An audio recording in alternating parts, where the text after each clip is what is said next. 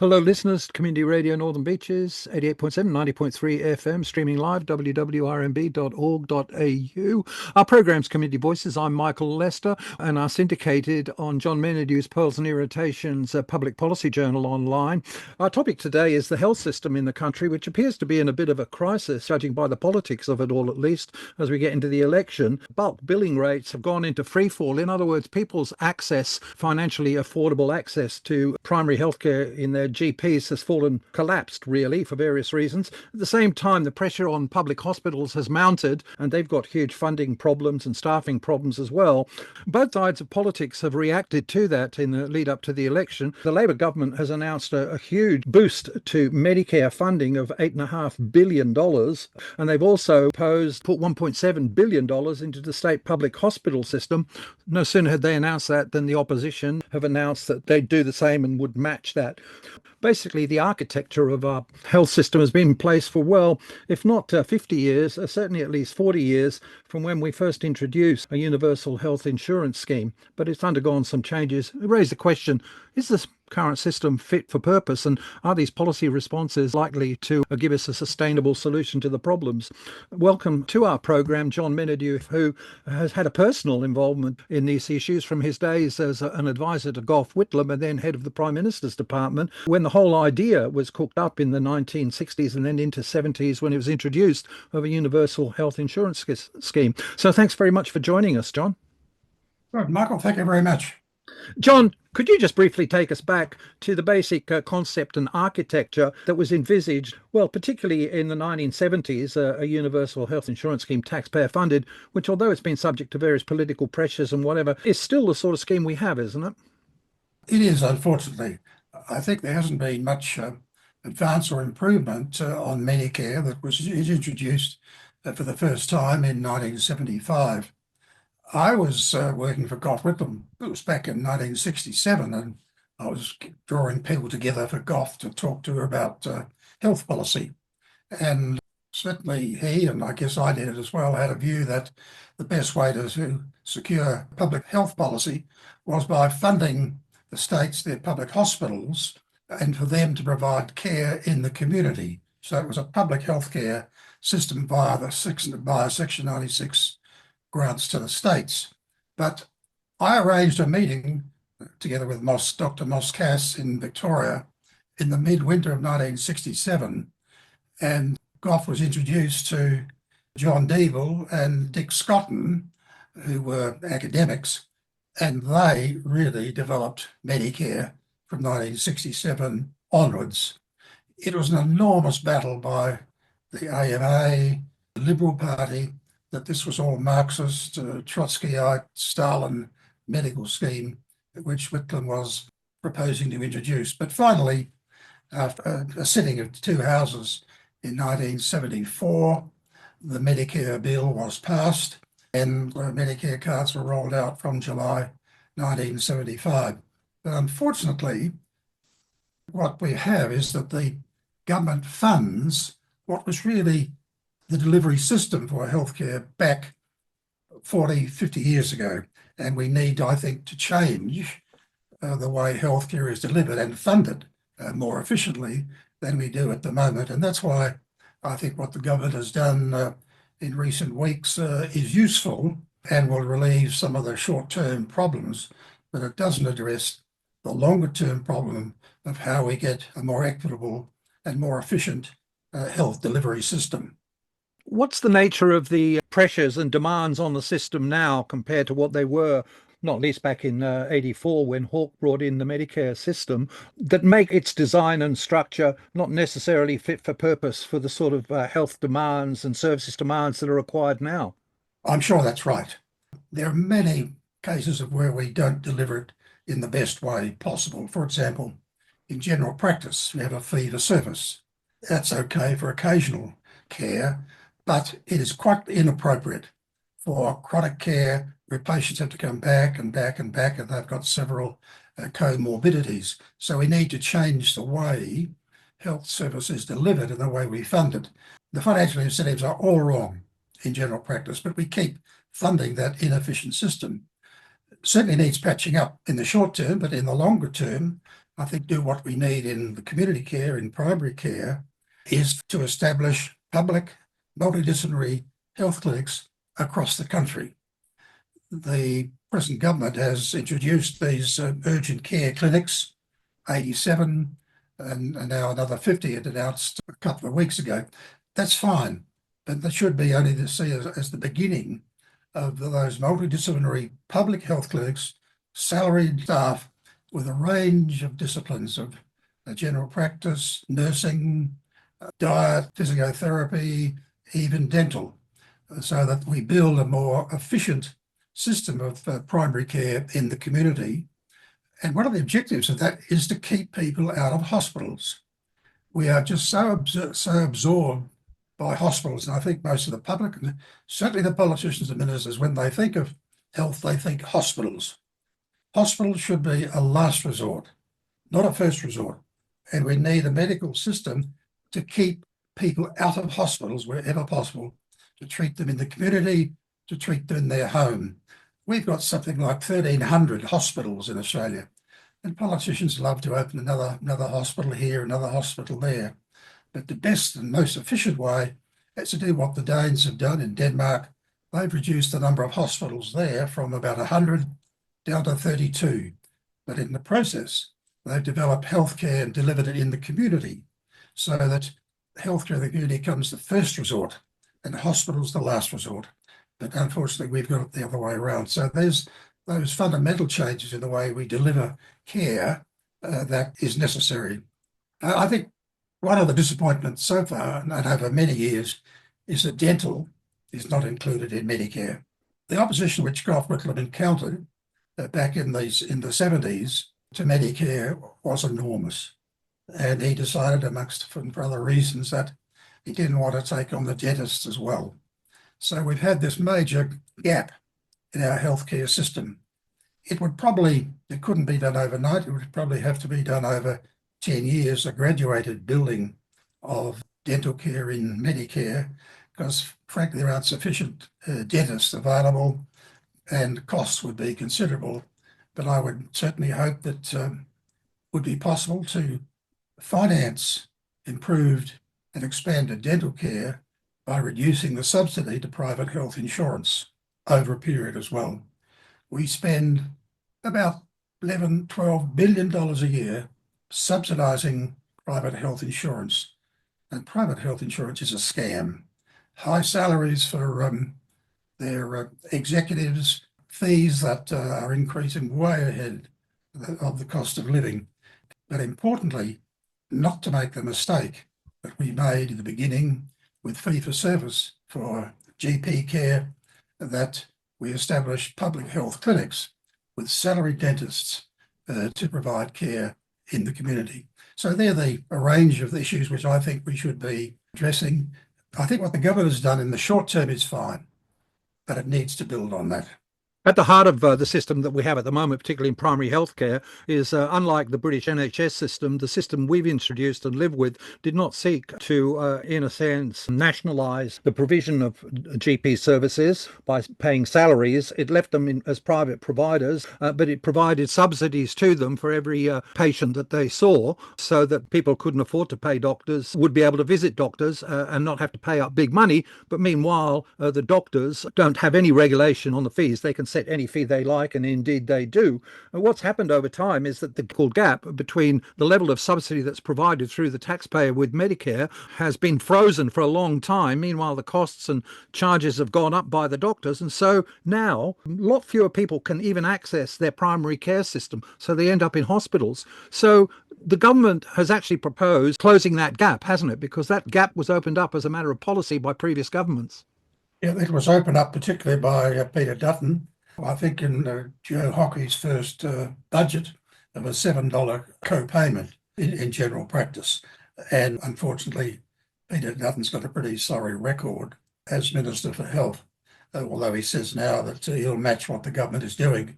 But I think he doesn't have DNA in his, or doesn't have his heart in public health care. He pines for a private system. But the major problem, I think, that many people face is some in general practice in the community, but specialist fees. They are astronomical, and they're very, very long waiting lists. And we've got a major blockage in specialist care. Whenever I've asked at a hospital or a doctor, have I got any allergies, I tell them yes, specialist fees. And they are outrageous. Unfortunately, no attempt is being made to provide any transparency about it or to increase the supply of specialist doctors in the community, so that they can now, through their colleges, keep the numbers down so that they can force up prices. One thing which I think the government could do in the short term, at least, is provide increased funding for specialist outpatient care in public hospitals. That would provide a degree of competition and take pressure off that specialist sector. But that's one of those more fundamental things. It comes back again to how we deliver care. And we could deliver much better care and more cheaply by properly funding specialists and outpatients in our public hospitals. We've also got, I think, some other major structural problems, and Peter Dutton has got a lot to answer for it. He abolished the Preventive Healthcare Agency. He opposed the packaging of tobacco, plain packaging of tobacco.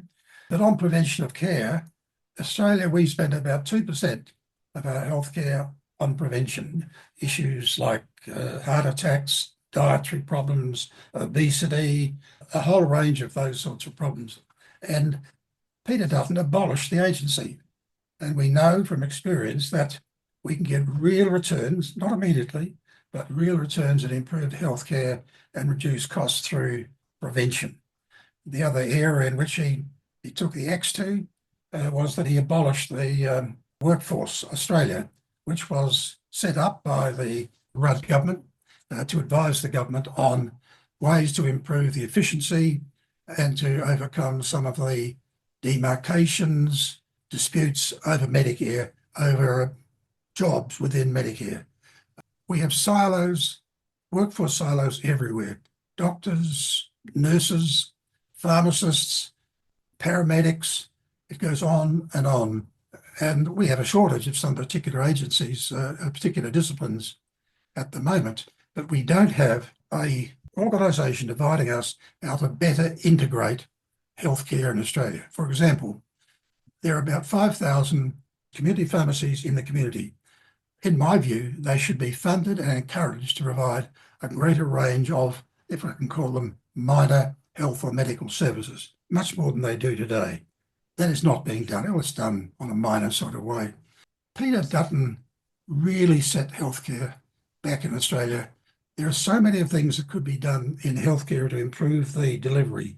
Better workforce arrangements, prevention, more role of pharmacies, delivery of healthcare by public hospitals for specialists in patients, better services for country people. At the moment, country people in Australia have the worst health and fewer health facilities, general practice, hospitals. So there are a lot of structural things that need to be done in health. And I think what the government is commencing to do is encouraging, but there's still a long way to go to improve the way healthcare is delivered and that we have a much better, more efficient healthcare service.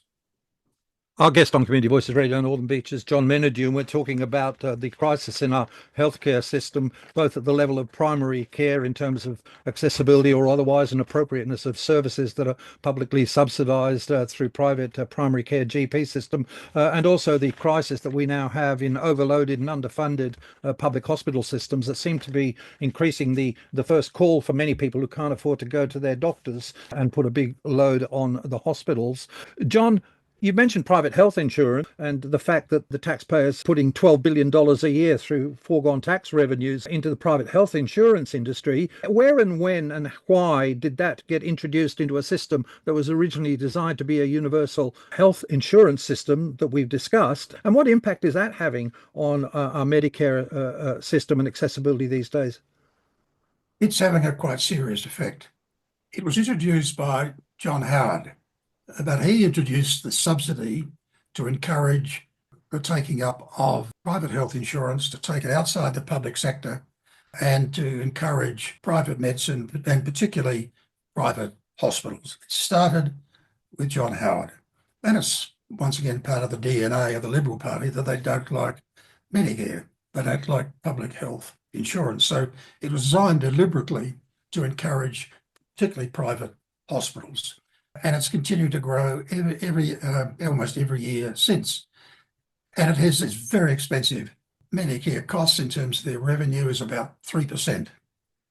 In the case of private health insurance, it's nearer 9 or 10%, including dividends to shareholders, high salaries of their executives. So it's very expensive healthcare. It hasn't taken the pressure off public hospitals, although the private health insurance lobby keeps talking that they've taken the pressure off. It hasn't. The pressure on hospitals is as intense or even worse than it ever was.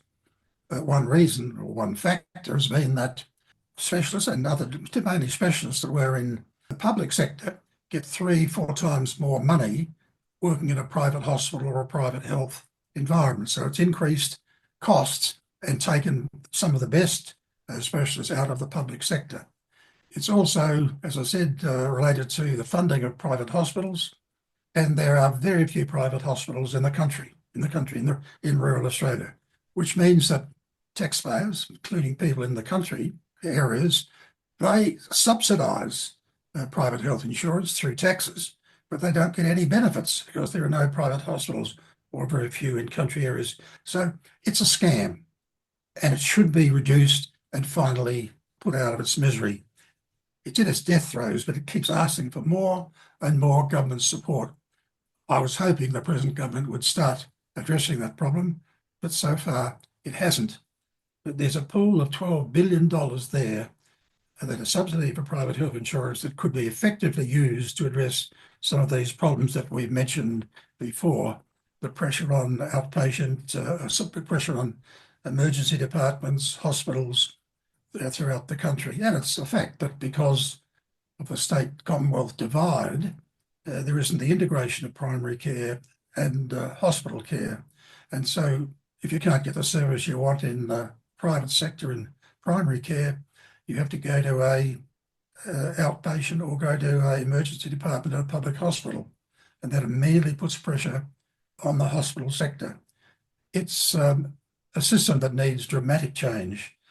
In terms of the world terms, it's not bad.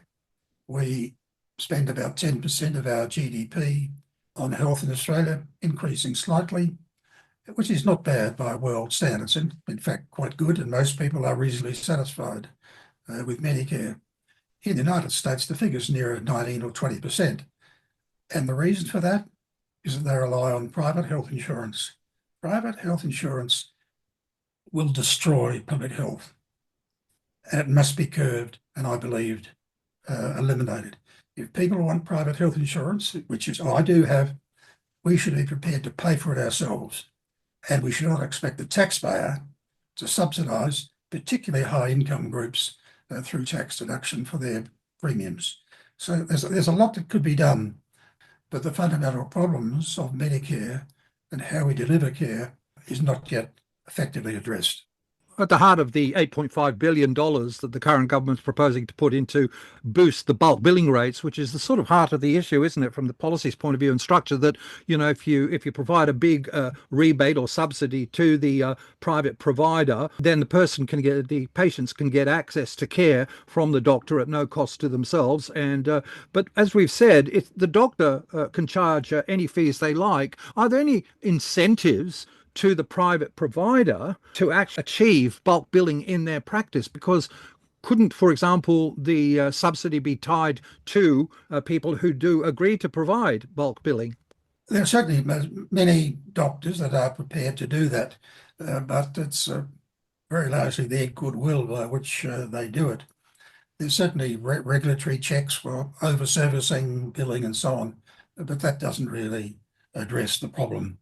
The fact is that fee-for-service, you reward doctors by the amount they treat, the quantity, not the quality of their care. And in fact, they make more money out of people's sickness than they do out of keeping people healthy. And general practice is in crisis. And general practice should be continued, I think, in our sort of mixed economy and mixed society. But the money would be much better spent on public clinics, multidisciplinary clinics, salaried staff delivering care in the community. Some years ago, I chaired a health inquiry for the South Australian government. And the principal recommendation that we made was to develop, in association with the Commonwealth Government, those public health clinics across the state, some hundreds of them. That was the central theme of our recommendation. But what did the government do? A Labor government, as it was, they decided to build a mammoth Adelaide hospital in the centre of the state. And they neglected our recommendation for these multi-purpose public clinics across the state. South Australia would have a much better health service today if they had those public health clinics right across the state with less reliance on hospitals. Hospitals should be, as I said before, the last resort. But unfortunately, they become the first resort. And every politician wants a new hospital, an expansion, new beds, and they point to the pressures on public hospitals, emergency departments, and that's true. But we're not building that primary care in the community to prevent or ameliorate that the necessity for people to rack up to public hospitals. John, you've made some reference to the range of multidisciplinary services beyond straight general practitioner services that the health market demands these days with an ageing population and chronic diseases and all the rest of it. And we've seen a great growth in these very capital intensive, often diagnostic and radiology treatments, which are set up as corporations and what have you. Are they in any sense a part of this system, or could they be brought in, or should they be brought in different terms by, for example, getting them to tender in for provision of their services? That's one possibility, that they could tender and write a contract under Medicare for the delivery of chronic care services for X number of their patients and to be paid accordingly. And that's where the financial incentives would be in the right direction. They'd be paid to keep people healthy, rather than being paid, in fact, when they are sick. So that would be, I think, a desirable way of doing it. They are reluctant, unfortunately, to entertain a major shift away from fee-for-service. And the immediate problem is that, in fact, many doctors now coming out of medical school, they really want to go into specialisation. And it's not the case that GPs are over-remunerated. Compared with specialists, they are under-remunerated. I think specialists are overpaid, grossly overpaid. I have a considerable degree of sympathy for people doctors and others in general practice.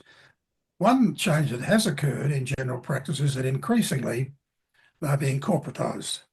And many of them now, and the one I go to in Canberra, is part of a group of maybe half a dozen practices, and there are some efficiencies in that, but increasingly our private general practice services are being corporatised, privatised, and the sort of ideal we used to have, it's old-fashioned now, of the family doctor who you could call out in the middle of the night if you've got a particular problem.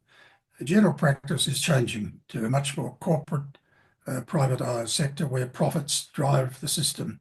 And so I think we need to recognise that change is occurring and respond.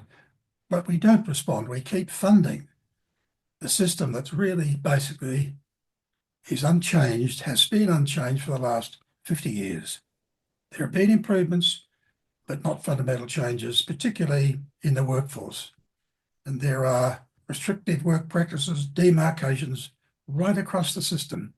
And we have so many of our excellent health experts are not used to their full skill capability. These are fundamental changes that need to be made. To what extent are these skill issues actually, on the one hand, symptomatic of the structure of the system we've got and causing the problems, or are they actually causing the problems themselves? I noticed the government, as part of its package, has announced increased money for training of people in the health system. Is this a step in the right direction to tackle these issues? Yes, it is. It is very encouraging, but I'd suggest it needs a particular facility, an agency that did exist before Peter Dutton abolished it to provide informed advice to the government on workforce reform. The health sector is the largest in the community. About 10% of our total expenditure is spent in health. It's our largest workforce. So it's important that we do get efficiency in the health workforce, and that needs very serious planning, discussion, debate. Unfortunately, so much of that reform is sidetracked by the professions, doctors, specialists who want to keep their sector, their territory as it is. Claim, of course, that if you make changes, it's going to produce less safe care in the community. For example, the last figure I saw was that for normal births, about 5% are delivered by midwives. In New Zealand, it's nearer 90%. Hmm. In the UK, I think about 70%, Netherlands probably even higher still. So the obstetricians have taken upon themselves to ensure that they're entrenched in childbirth.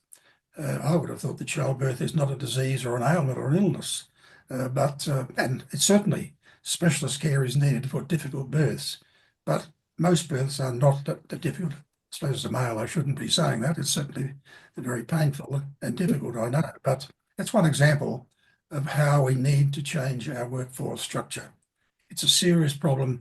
No one is really addressing it, but unfortunately there is that indication from the present government for some extra funding for doctors and nurses, but it needs to be addressed on a large scale and not just tidbits like that.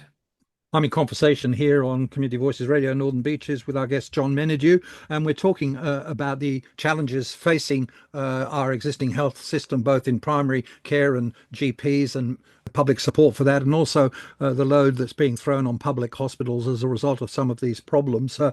Even assuming there's political will to make these changes, and as we've heard and as we know over the 30, 40 years, these are very hotly contested political and ideological issues between the political parties. We do need institutional changes, as you've said.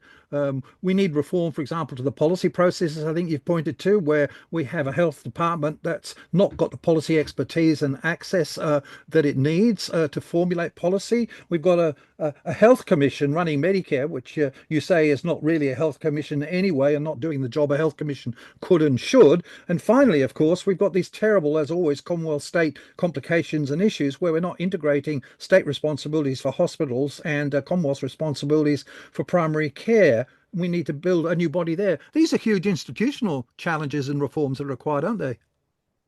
There are. And politicians basically are frightened to make changes by fear of offending powerful lobby groups in the health sector. As I've often said, health ministers may be in office, but they're not in power. And they are reluctant, very reluctant, to introduce major changes, as Scott Whitlam was prepared to do back in 1974-75. No one is leading the debate. The Liberal national parties don't really believe in public health. They give us lip service to it, but their history is that they've undermined it wherever they think they can politically get away with it. Well, look, thank you very much indeed, John Menadue, for joining us on Community Voices Radio Northern Beaches. John Menadue, one of Australia's most senior former public servants in the federal domain, working with prime ministers and prime minister's department head, and currently these days the founder and the publisher of the John Menadue Public Policy Journal online, Pearls and Irritations. Thank you so much, John, for joining us. Pleasure. Thank you, Michael.